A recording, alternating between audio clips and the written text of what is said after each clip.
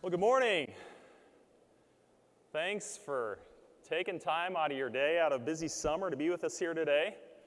We have an exciting day prepared for you. The whole team's been working for the last few weeks to prepare a great day for you. And so this is our third annual Summer Agronomy Conference. This is the first time we've held it here in Tremont, but we're just thrilled to have you here today and trust that you will leave having learned something from each other, having learned something from us, and we're just excited to have you. So a couple of housekeeping items before we get started here.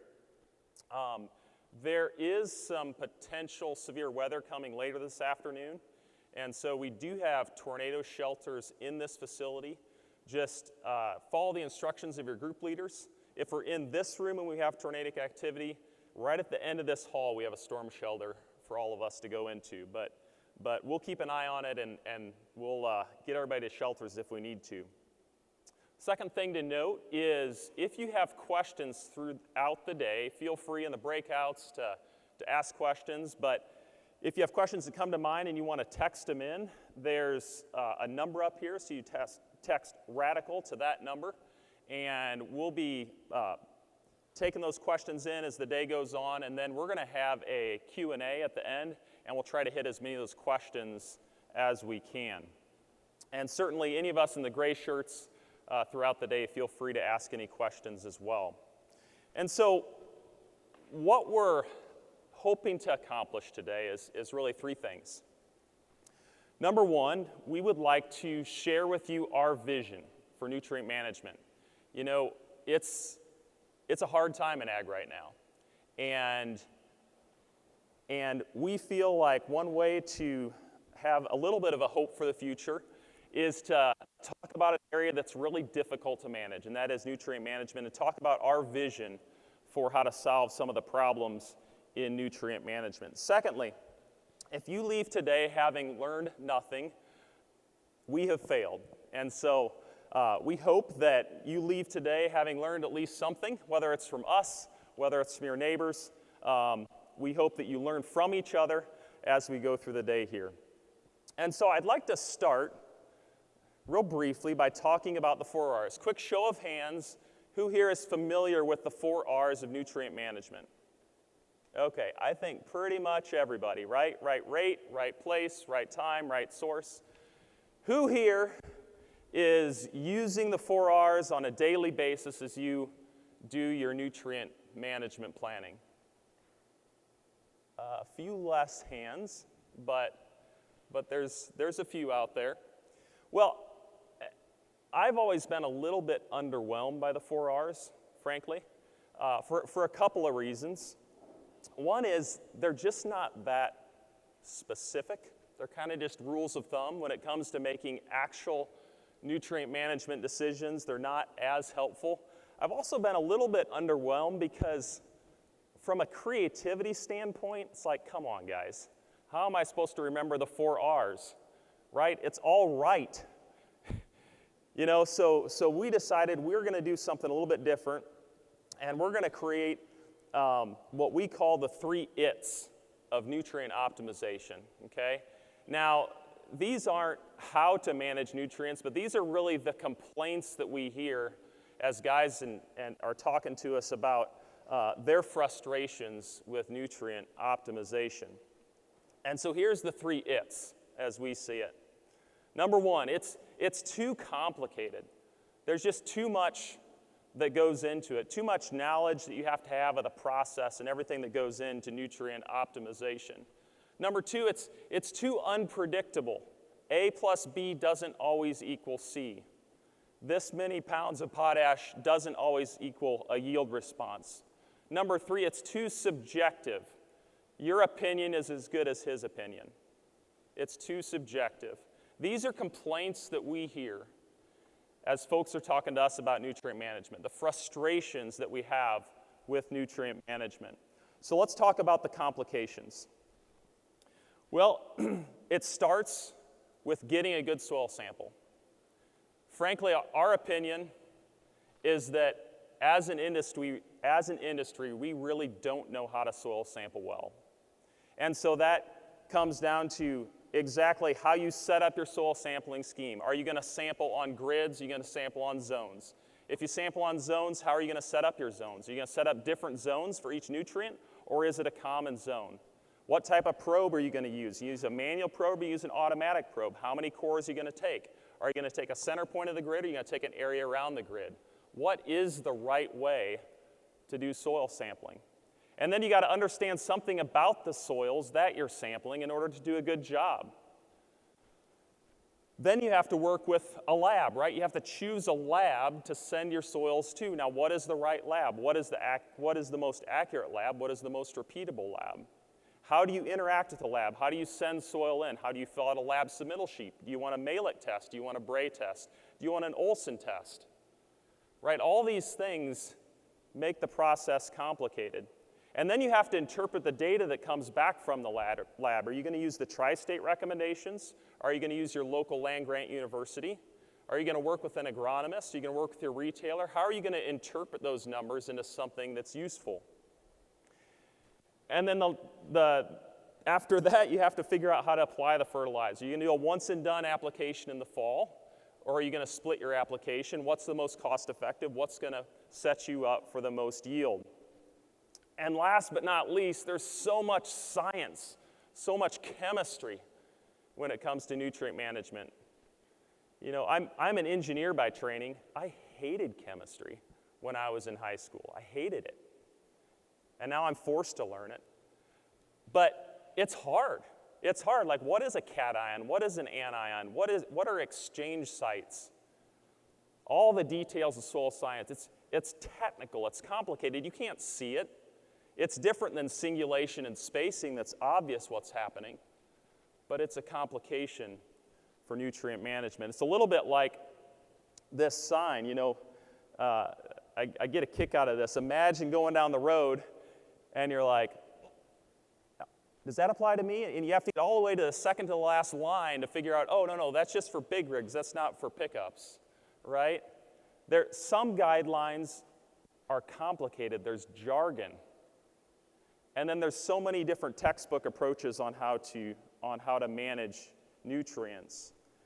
And then there's other guidelines that kind of read like this sign.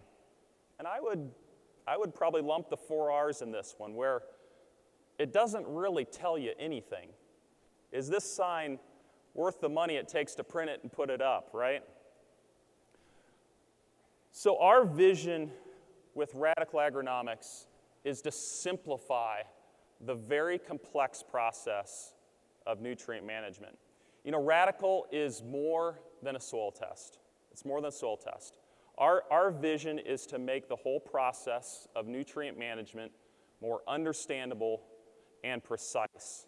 And we're doing that by building better tools. We're going to talk about some of those tools today. We're going to talk about the Radicle Lab. We'll talk about GeoPress. We're going to talk about the Radicle app. But building better tools that are easier to use, that make the process more seamless, that provide better data to us to make better decisions along the way. And from that data, we're making better decisions. We're able to optimize the nutrients in our farms. Now, we're going to step through the day here. I'm going to give you a couple examples of what you're going to see today. So Eli and Mike are going to talk about the Radicle app and how easy it is to step through, to set up a field for sampling, to do that sampling. They're going to demonstrate the GeoPress. They're going to have actually a little contest with the GeoPress if the weather holds for us. But it is a seamless, a simple experience they're going to demonstrate for you. Brad Jorn, he's our resident soil scientist. Over in this room over here, he's going to do some demonstrations to take some technical soil science concepts and make them simple, to show you what we're doing on the Radicle Lab that is a better way. And then Todd and Wendy are going to do a walk around each of these labs here in their session, and they're going to talk about how a sophisticated instrument that's doing an amazing job of producing a soil test is actually pretty simple to interact with, pretty seamless to interact with.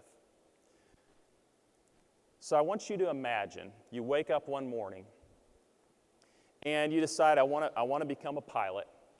And you say to yourself, I want to fly the biggest plane in the world, the biggest passenger plane in the world. And so here's the 𝗂380 by Airbus, the biggest passenger plane in the world. And so you get to studying.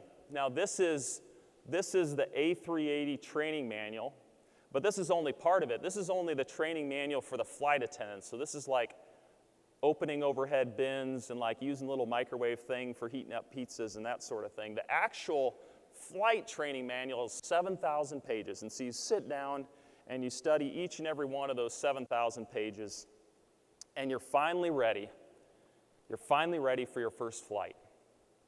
So you sit in the captain's seat. You've got a seasoned co-pilot next to you who's coaching you through things, and you're ready to start the engine. And you go back to your training, and you press the button to start the engine. And what happens? Nothing. And the co-pilot's like, oh yeah, sometimes you kind of have to jiggle that button and kind of turn this knob, and you're thinking, what? How in the world am I supposed to be entrusted with the lives of these people if I have to press the button and jiggle the knob? And then you go to test the flaps, and you pull the lever, and the flaps don't move, but the landing gear retracts. And you're thinking, oh my goodness, this is a basket case. Now, there's no way in the world that would ever happen on a commercial airline. The stakes are so high, the stakes are too high for the engineering to be that poor, for the reliability to be that poor. But this is similar to what we experience in nutrient management. You know, you can study piles of textbooks. You can study piles of theory of nutrient management. But when the rubber meets the road, it's not too different than sitting in a cockpit like this where you got all sorts of knobs and levers, and you don't really know what this knob is going to do, what this lever is going to do. And so that's why the second it of nutrient optimization is it's too unpredictable. It's too unpredictable. A plus B sometimes equals C, but at other times turns into something very different. And so our approach is to say, okay, let's start to control the things that we can control. Sure, there's things that are out of our control.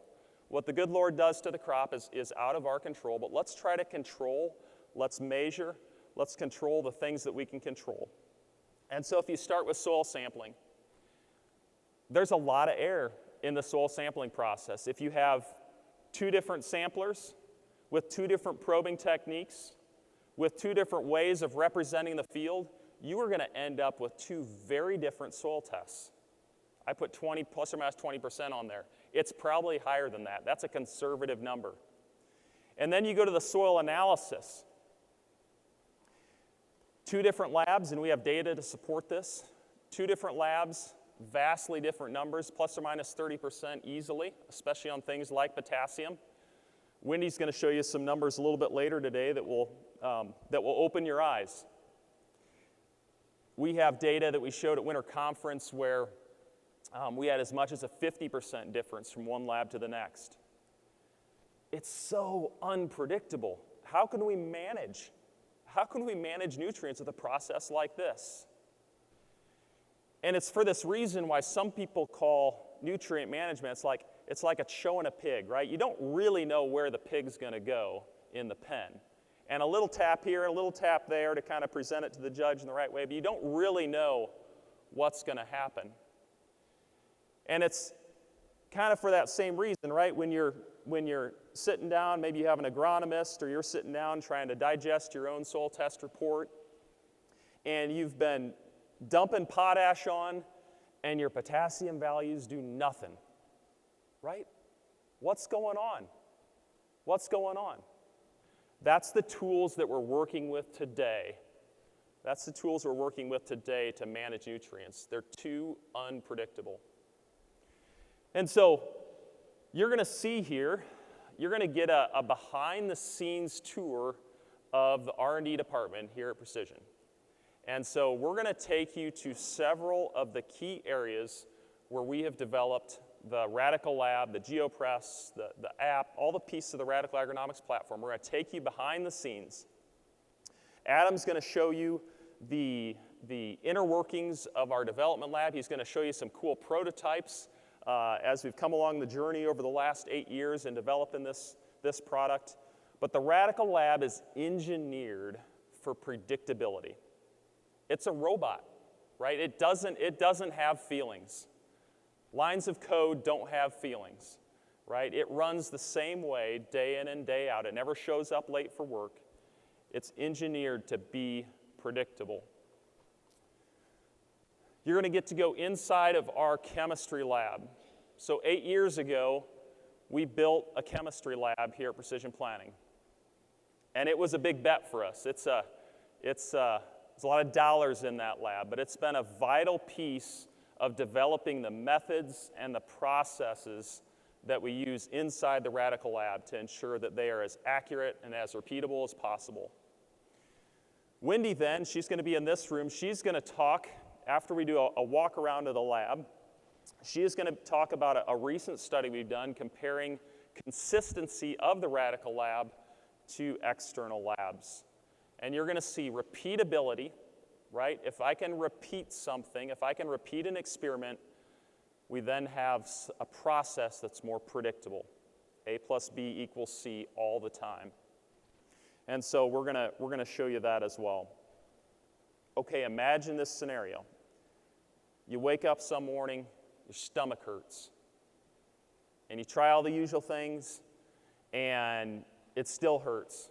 The next day, it's still hurting. You go to the doctor. The doctor rules out the usual suspects. He says, we gotta get a blood test. You go back the next day, and the doctor comes into the room with a blood test. And he says, we got a serious problem. There's something going on here. I'm not sure what it is. We need to go to more extensive testing. It might be cancer, not sure what's going on. And so you're working through all the emotions of that sort of diagnosis, and you go home and you talk to your spouse and say, you know what, let's get another opinion. And so you go to the doctor down the street with the same blood test. And he looks at the blood test, and he says, you're doing great. There's no problem here.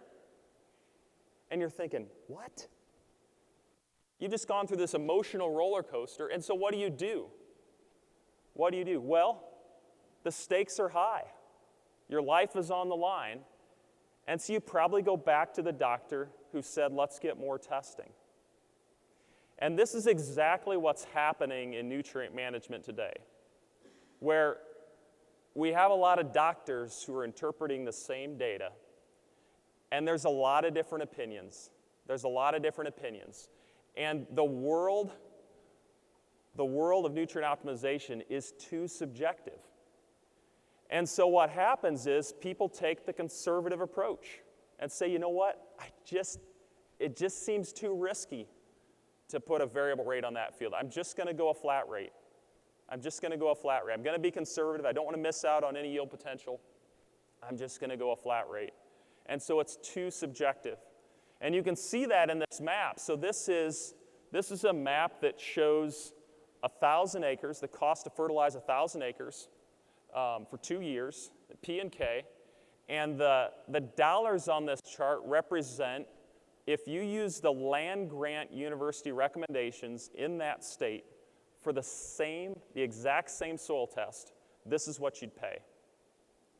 And you look at that and you're like, okay, how can I go from Illinois to Indiana, which, who has better soils, Illinois or Indiana?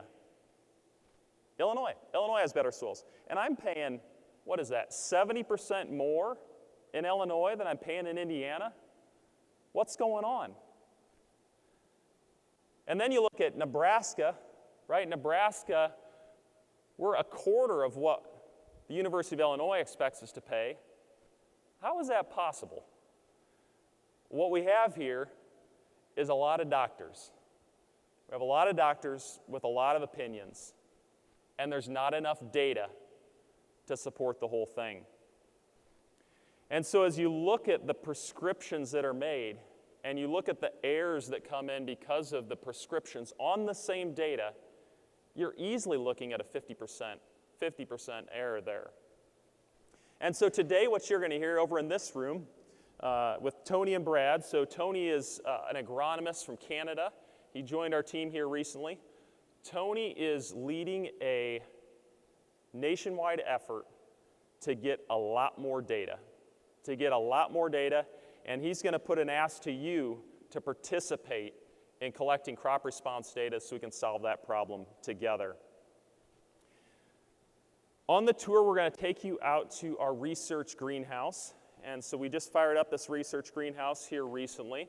And Jenna, who works out there in the greenhouse, she's going to talk to you about what we're doing in the greenhouse. You're going to see a lot of pots filled with little wheat plants, and she's going to describe to you why that matters and what we're doing with those little wheat plants.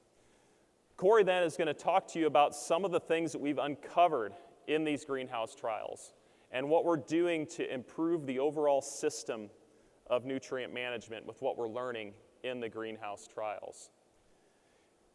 And so the frustrations of nutrient optimization, it's too complicated. It's too unpredictable, and it's too subjective.